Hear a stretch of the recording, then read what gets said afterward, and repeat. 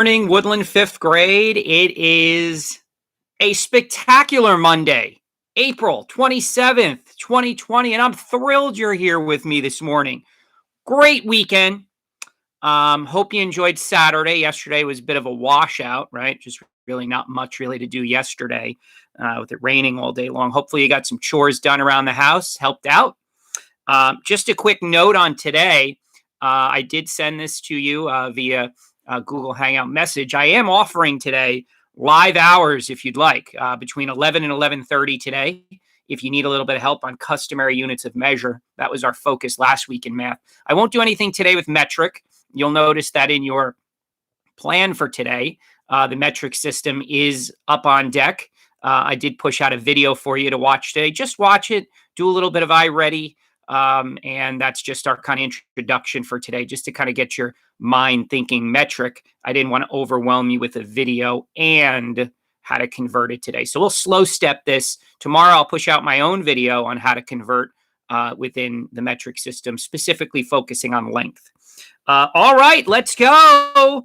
On this day in history, 1773, the Tea Act is passed by British Parliament.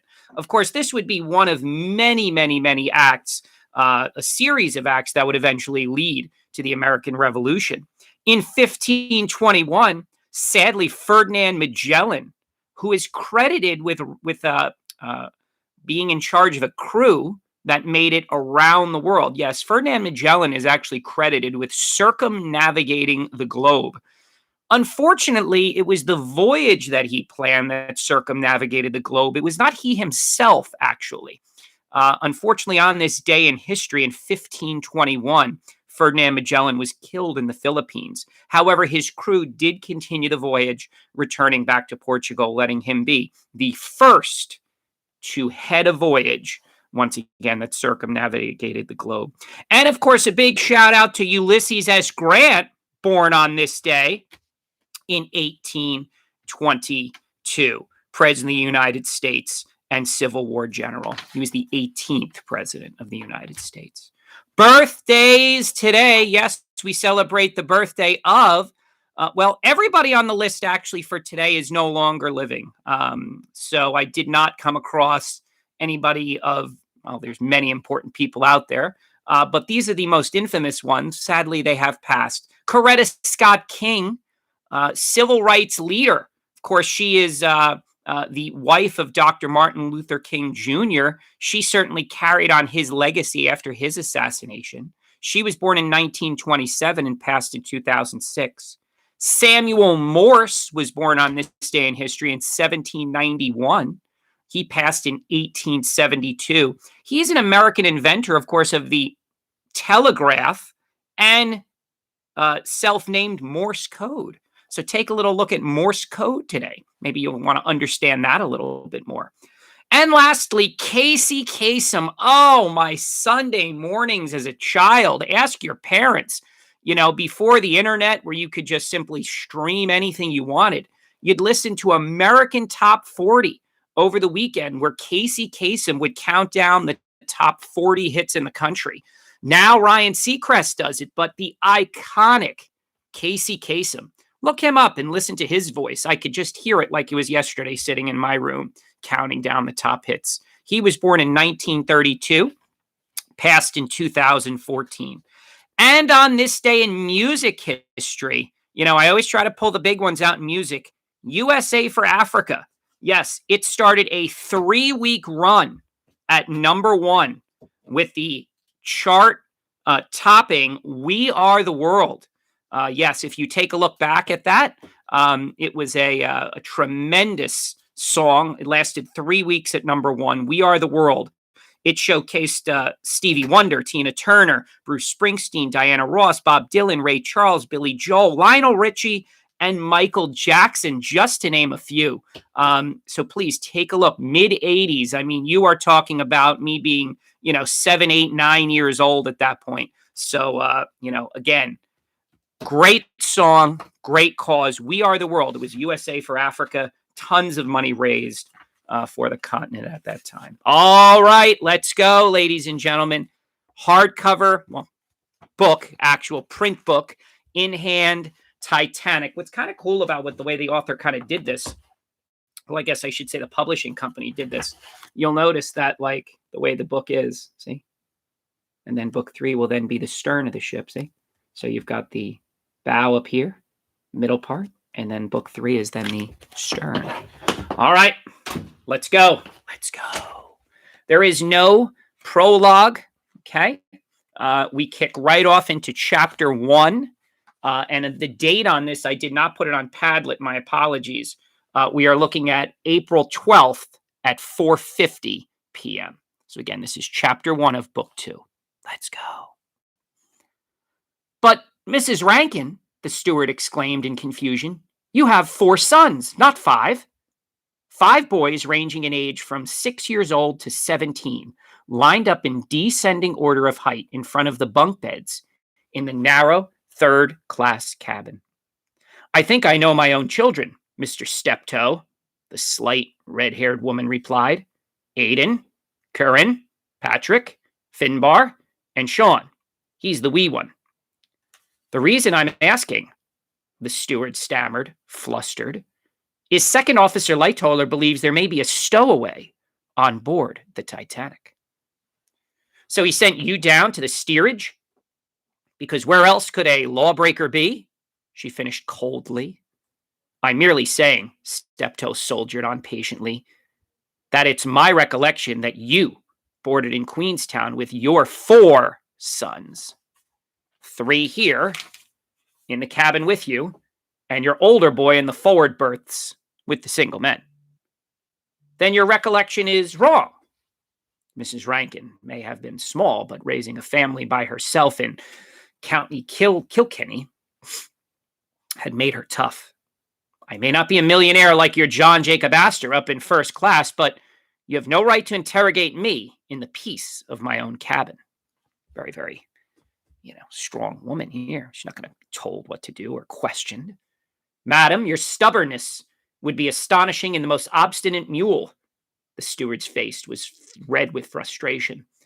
I shall return with the passenger manifest and prove that I am right. He stormed out, slamming the hatch behind him. Paddy Burns, age 14, stepped out of the line of boys. He was fair of complexion and dressed like the younger Rankins in a plain work shirt, breeches, and knee socks. But he was not one of them. Was it really only 10 days ago that he had been living on the streets of Belfast picking pockets to survive? The great Titanic had been nothing more than an immense form under construction in the slip at Harland and Wolff. The 4 towering smokestacks had cast shadows over Paddy, Daniel, and half the city. Daniel, the best friend a lad could ever have, dead because of my mistake. He shook his head to clear it. All the sorrow in the world wouldn't bring Daniel back. Besides, it wasn't the Rankins' problem. The family had risked a lot to protect Paddy from the crew. Harboring a stowaway was a serious crime. That steward will be back. He will, Paddy fretted, and he'll bring the passenger records to prove how many there are in your party. Mrs. Rankin was worried. Mrs. Rankin was unworried, I must say. We'll tell him he must be soft in the head because that's what we've been saying all along. He was the one who had it backward. But, she awarded him with a motherly smile, we Irish haven't survived all these years under the English because we're stupid and weak. Paddy nodded slowly. First the clothes, and now protecting me? I don't know how I'll ever repay you. You'll repay me by making a life for yourself in America, she assured him. The English can steal our cops and tell us there's a famine. But our spirit, that they'll never take, not even with their soldiers and their guns. Now off you go, before Mr. High and Mighty comes back. Paddy stepped out into the 3rd-class passageway. In the days since he'd become an accidental stowaway aboard the Titanic, he'd explored every inch of the magnificent vessel. Steerage was not nearly as opulent and luxurious as first class or even second, but the entire ship was brand new, clean and freshly painted, and he reflected ruefully he'd only seen a grand total of 3 rats, far fewer than he and Daniel had chased out of the abandoned print shop that had made their home back in Belfast. Belfast. It already seemed 1,000,000 miles away and 100 years ago. Make a life for yourself. Mrs. Rankin's word echoed in his mind. Did Paddy even deserve a life after what his heedlessness had done to Daniel? Perhaps not. But the world continued to turn, and the ship continued to sail. He had to live in here and now, not in the past. If surviving made little sense, the alternative made that much less. So, to the matter at hand. He needed somewhere to go, a place where Lightoller and the other officers would not find him. But first he had an errand to run. He found a companion stairway that led up to E deck and hurried forward along the wide corridor named Scotland Road. As he walked past crew members, he fancied that their eyes were scanning him. It made him nervous, but he reasoned the stowaway had been last seen wearing a steward's uniform. Clothed as third-class boy, he should be safe enough, unless he ran into Lightoller or one of the sailors who had seen him up close. He rounded the corner and approached the office at the Master-at-Arms. Word had traveled around the ship that 2 second-class passengers had been locked in the brig for attempted murder. Most foul. Paddy knew all about it, because he was the one who had nearly been killed. Flattening himself to the bulkhead, he peered in through the doorway. The desk was deserted. Boldly, he took a step inside and turned to face the detention cells. There they were. Kevin Gilhooly, brother of the most powerful gangster in Belfast, and beside him, a hulking bodyguard with a thrice broken nose. Seamus. You look good behind bars, Paddy said with satisfaction. These were the 2 who had killed Daniel and had recently tried to pitch Paddy off the top deck of the Titanic. You're a lucky little rat, I'll give you that, growled Gilhooly. But luck won't stop this boat from reaching New York. And then, you're mine. And mine, added Seamus in a nasal voice. Paddy stuck his jaw out defiantly. You'll never touch me. You're going to jail for what you did. You think the Americans will be interested in what happened aboard a ship half a world away? Gilhooly shook his head. Enjoy your sweet revenge, boy.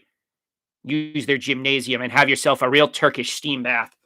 Because when I get my hands on you, you're going to squeal like your little friend in the Belfast shipyards. To hear Kevin Gilhooly talking about Daniel's murder, bragging about it, turned Paddy's rational thoughts into a blind rage. He snatched the pitcher of ice water from the desk and flung it at the cell.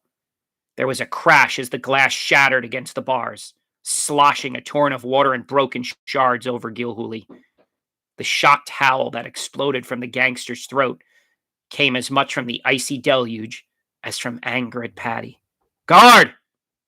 Paddy darted out of the office, moving away from Scotland Road, where crew members were sure to hear Gilhooly's bellowing and come running. He hurried up a small companion staircase past D deck and C and paused, catching his breath. A well-dressed gentleman in a dark suit shot him a disapproving glance as he walked by. He was in the first class now. He could tell by the luxurious thickness of the carpeting, the paneled walls and gleaming brass fixtures.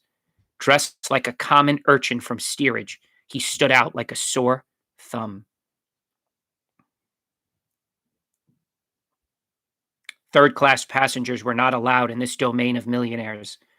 That made no difference to Paddy. Strictly speaking, he wasn't allowed anywhere. Still, if he were caught and questioned, sooner or later, someone would realize that he and the mysterious stowaway happened to be one and the same. He had to get out of here. But where could he go?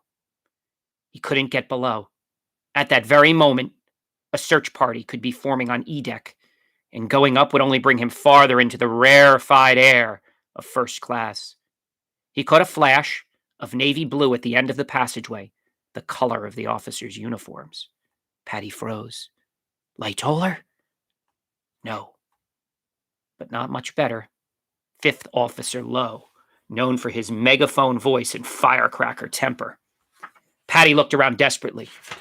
The corridor offered no hiding place, only solid bulkheads and locked staterooms. In the opposite direction, down the hall, a maid was wheeling a canvas bin, collecting linens. He watched as he knocked on a cabin door, opened it with a pass key, and disappeared inside. The decision was made in the blink of an eye. Patty sprinted along the passageway and dove into the cart, burrowing deep into the collection of large, thirsty bath towels. A moment later, the maid emerged. A few more towels were tossed on top, and the cart began rolling. He held his breath, waiting for the sound of pounding feet on the carpet. Then his cover would be cast aside, and Lo would be glaring down on him. It didn't happen. The hamper stopped. More linens were added, and they were moving once more. He shifted his position and felt a corner of folded paper scratch against his skin. He had doggedly held the drawing to his chest ever since Belfast. He was not at all certain why. He both loved and hated this weathered page. Loved it because it had come from Daniel. Hated it because it had cost Daniel his life. Mr. Thomas Andrews himself, creator of this great ship, had challenged Daniel to imagine a way the unsinkable Titanic might sink, and Daniel had succeeded. At least, Patty thought he had. Try as he might, Patty could not make heads or tails of his friend's strange sketch. Daniel had been so much more than that street lad that fate had made him. He was cleverer than the designers and engineers who built ocean liners. Patty's thoughts darkened. Daniel had been murdered while trying to deliver this drawing to Mr. Andrews, and in that way, Patty cursed it, just as he cursed himself for bringing Kevin Gilhooly down upon them. Patty's reverie was interrupted. It's like daydream when you hear the word reverie. Patty's daydream was interrupted by the rattle of a gate, followed by the maid's voice. "B deck, please." And then they were rising. Patty had never been on a real electric elevator before this voyage, but it was a common thing for the Titanic's passengers. The liner had 3 of them. So he was away from Fifth Officer Lowe. It was good news, but it also introduced a larger problem. Up here in the heart of first class, how was he ever going to get out of this linen bin? He was trapped in the lap of luxury. I'm just going to give you a minute. I just have to quickly jump quickly upstairs. My one son has a Google Meet. I just want to make he's on. I'll be back in about 90 seconds.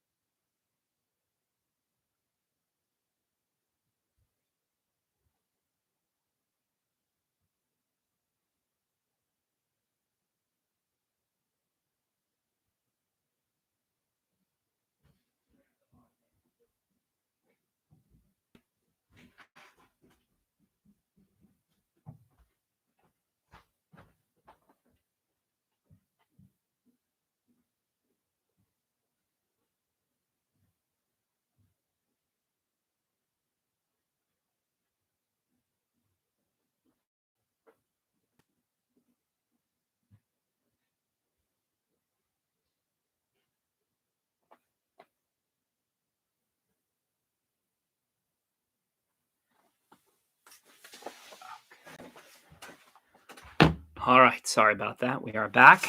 Thank you for the pause. Just had to get him all set up. All right, chapter 2, let's go. So now this is April 12th as well. This is now 5:05 p.m.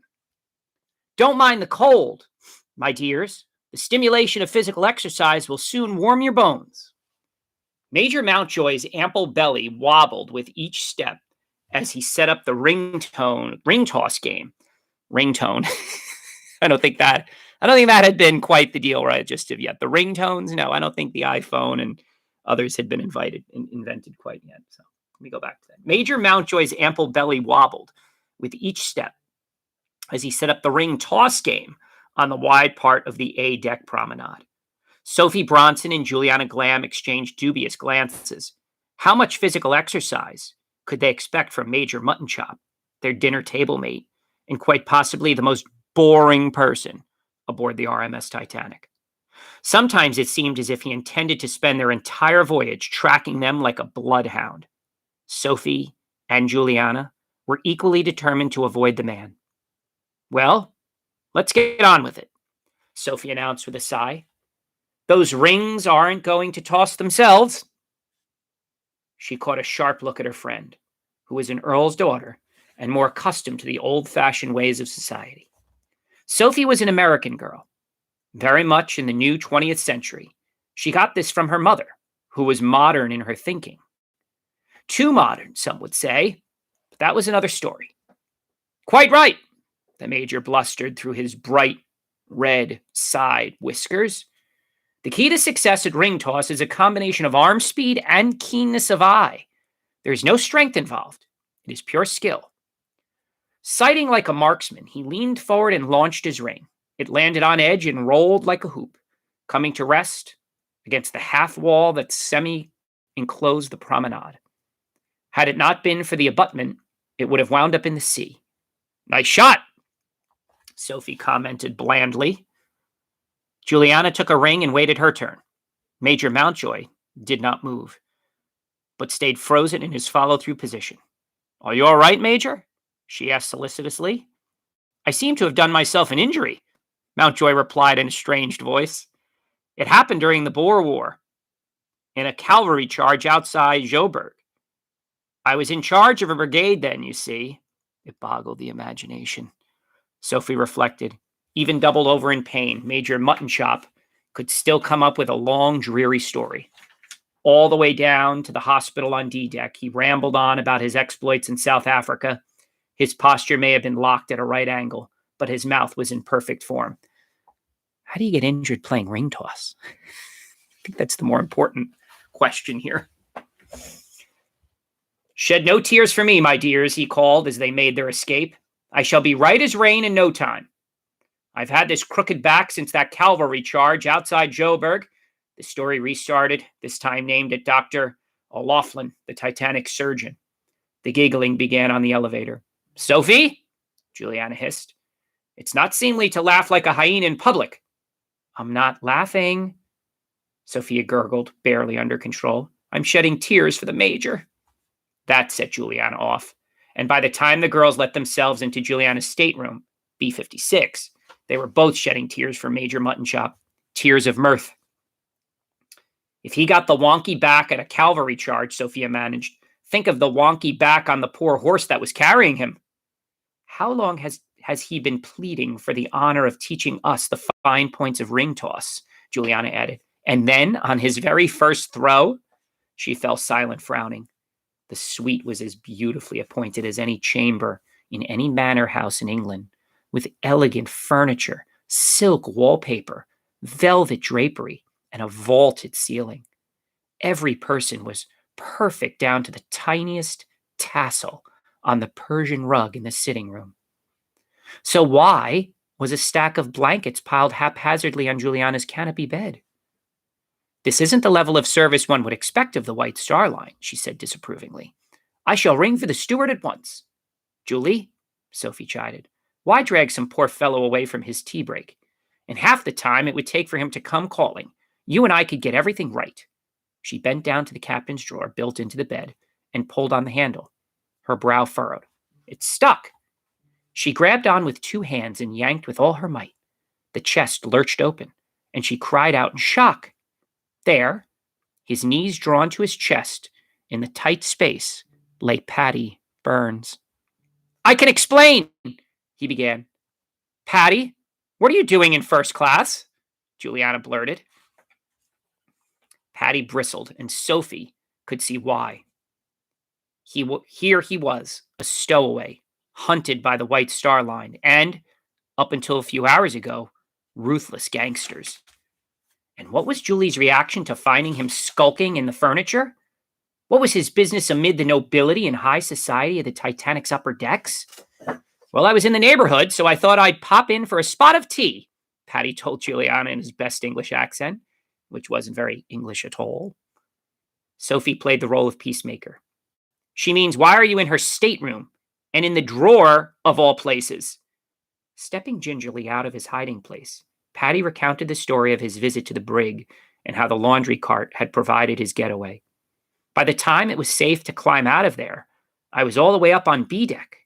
I recognized your stateroom, and I thought, he studied his battered hobnail boots and on the lustrous carpet. Well, miss, you were kind enough to help me the last time. But how did you get inside? Juliana persisted. The suite was locked. Ah, the lock. Patty produced a small hairpin from the pocket of his breeches. Begging your pardon, but I don't see what all this fuss is about. There was a click, and the door of stateroom B56 swung open. Julie? Queried the voice of the 17th Earl of Glamford. My father! Juliana hissed urgently. Before Patty could respond, Sophie pushed him back down into the drawer and slammed the captain's bed shut. Hello, Papa. Juliana stepped into the doorway in an attempt to block the goings-on with her slender figure. How was your card game? Excellent, he replied briskly, although his sour expression and the dark circles beneath his eyes told a different story. The Earl's fondness for gaming was exceeded only by his lack of skill at it. Nowhere was the situation more dangerous than on a long ocean voyage. There was an abundance of wealthy players and precious little else for them to do. He looked beyond his daughter to Sophie in the bedchamber. Miss Bronson, he acknowledged with barely a nod. Your lordship, Sophie said, nodding back. Uh-oh, she thought. He seemed to be slurring his words. Julie had said that her father drank when he was losing at cards. More likely, he lost at cards because he was drinking. There was an expansive light brown stain on his shirt. Liquor. She was sure of it. His bleary eyes shifted from Sophie to the linens piled on the bed. What on earth? Am I to assume that the chambermaid left those? Ring for the steward at once. When I travel first class, I expect to be so. Oh, Papa, Juliana giggled. It's but the work of a moment to set it right. You forget your position, young lady, the Earl said sternly. You are not a chambermaid. You are the daughter of a peer. You would do well to remember it. Juliana dropped her gaze. Is there something I can do for you, Papa? You don't normally leave the lounge so early. I came to change my shirt. I spilled tea all down the front. Walmsley will be here directly to assist me. The girls exchanged a worried glance. If Walmsley, the valet, didn't get here soon, Patty was going to suffocate in that drawer. You are no longer a child, Julie, the Earl went on. Do you think I don't notice how you fraternize with that Alfie boy? He's our steward, Juliana protested, shocked. I'm delighted that you know it. You're a member of a family that stretches back for centuries. Your position is hardly enhanced by such an acquaintance. Strung, Juliana dared to strike back. I'm impressed that you observed so much from a card table in the lounge. Sophie was amazed that tradition-bound Juliana would stand up to her father in this manner. At that, she was less surprised than the Earl himself. He was just about to rattle the walls with his outrage when Walmsley let himself in, bearing a selection of fresh shirts from the laundry. The valet and his master retired to the other bedchamber and shut the door behind them. In a flash, the girls pulled open the drawer and helped Patty out. Quickly, Juliana whispered. You need to leave before my father finishes dressing. Patty looked at her eyes wide. Your father is a proper piece of goods, he is. He speaks to you like no loving parent. How dare you, Juliana demanded. He is protecting my reputation, as is his responsibility. Is that how you explain it to yourself? He asked cynically. Maybe I wasn't born in your mansions, but even a poor boy has a nose. I can tell when something smells. I can. What are you insinuating? Juliana's voice grew shrill. To your high and mighty father, a junior steward is something to be used, like a cane or a footstool. All that blather about your reputation. What I'm saying, miss, is there's something not quite right about it. You are speaking of the Earl of Glamford, Juliana seethed. You will show him the respect he is due. I am, Patty said simply. Would you two stop bickering? Sophie broke in. What are you going to do with Patty? We have to get him out of first class. I can't go back to steerage, Patty told them. The crew is looking for me there. From the master suite, the Earl's voice could be heard. A fresh cravat, Walmsley, before I miss another round. We'll find Alfie, Juliana decided. He'll know what to do. And I'll leave you there. It's 9:40. Have a wonderful day. If you need me, I'll see you in about an hour and 15. I'll post the link at about 10:55. I don't think you can enter the room without me, and we'll go from there. Have a great day, everyone. Stay focused. I did start taking a look at your Titanic New York Times articles. I will say that about 6 or 7 of them have some misinformation in there. Please be mindful. I was looking through it. Just a quick note. I don't want to go into too much detail, but some of you have, whether it's the date, whether it's the time. Remember, you're the New York Times the day after. So you're writing it from the perspective of it's now the morning after. Remember, if you did your research, they did not come over from where the Titanic sunk in lifeboats and make it to New York. That would be impossible. They wound up boarding a ship called the Carpathia. You should have recognized that in your research. So I saw that in a couple of people's writing that, the next morning they arrived via lifeboats. No. They arrived via another passenger ship called the Carpathia. So please make note of that. A couple of people had some dates wrong, some misspellings. Again, I really, really would like it if maybe you shared it with your parents or someone at home. This way you could read it to them and really make it something special. All right, gang. Thank you. Thank you. We'll see you in a little bit. If you need help only with customary units of measure, metric is off the board.